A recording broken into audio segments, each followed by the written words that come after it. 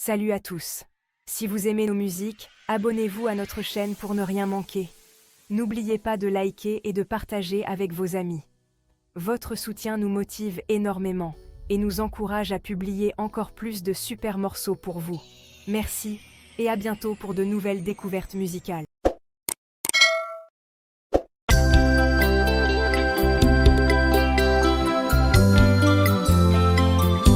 Oh, c'est mien. Watabi a ses romans, c'est des Saint-Pierre. Lui a commis un beau frère.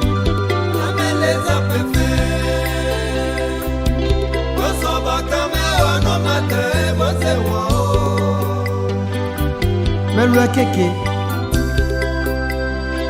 En chima en quoi, chima l'eau. Mais équipements même non peut mettre mais chiquet vous. Couture votre chemin. Chimon mais lunette en main. Jamais les appelés. Dans son bac à mer, non matin, mon zéro.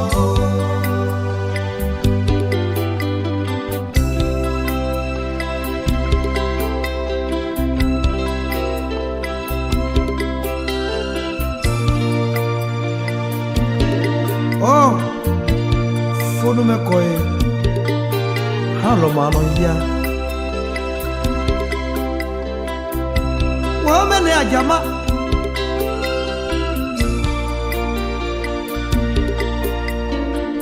Ane wo because me.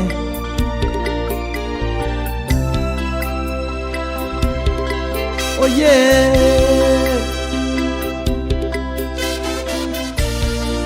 La me chez les autres.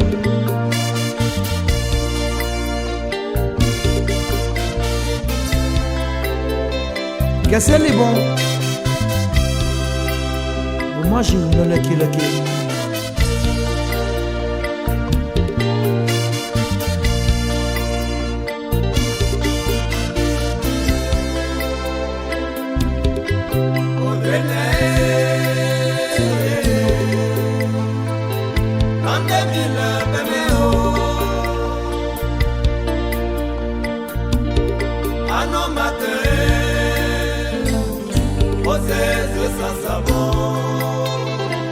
Ok, aïe à 5 heures.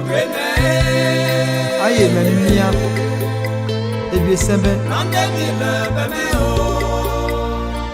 Et tu as eu les mains. On m'y a là. Il est tombé. C'est bien, mais. Asi qu'à Francis, c'est un bébé quand même. Mais il y a beaucoup d'hommes sans main. Aki aye shiri le ya kese le bubu ma di mu lo waye landa mi le yete o ashima ko me ko fetete melo me ye keke mi o inta gbo Sofia ne sheza o me jogi ma jolo gbo so no na se me o jejeje ana ma to la lo wo la o le go hey gbagelo adoborodo oui bo men zotu aye mo tabi azeze alokwa leta mo mi ane moye kwebu eji o mo se me bi docteur kapo aye mo amo wi la lo mo se me bi betacle ma ye ti Ama wira lo mo te me bi ari abetra ye ti Abwe so e mu kameo mo te bi ya bi da masa ye ti Abu bochi felice asisha ejeni wo ye bo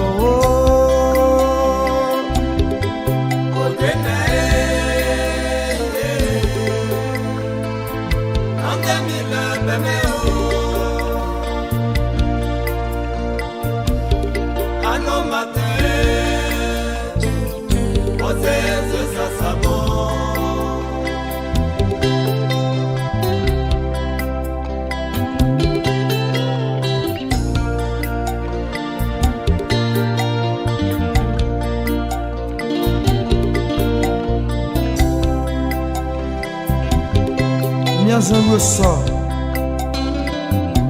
Mais les moyens quoi? Ah non, ma tête, si moi un rocher du que moi y a collé. Ah non, ma tête chaud. On a ça. Mais moi y a collé. Attends, ça commence, même bien. Petit à la voix, on va ne me bien. A kuda yi me shemaya Be me bobo ye ye lo ye Ama wi la lo Mo de bi ase drama na ye ti ti ti ti ti Ama wi la lo Akone sto e bebe ke kame O kwe bweji o Sa nombre kulo mulo na senzeme Webouedji Mon dégât c'est quoi si François y est titi Ça bien que balayer des mains Ouais Y'a point et Justin Ça va dire à couper le Tonton bois bonjour A ben gouloule Moi mais voici Alphonse, Bako quoi bien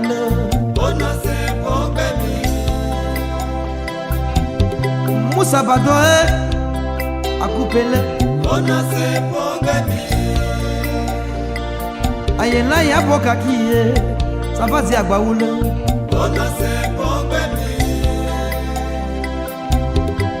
Ahe Jean moi c'est à Guabolede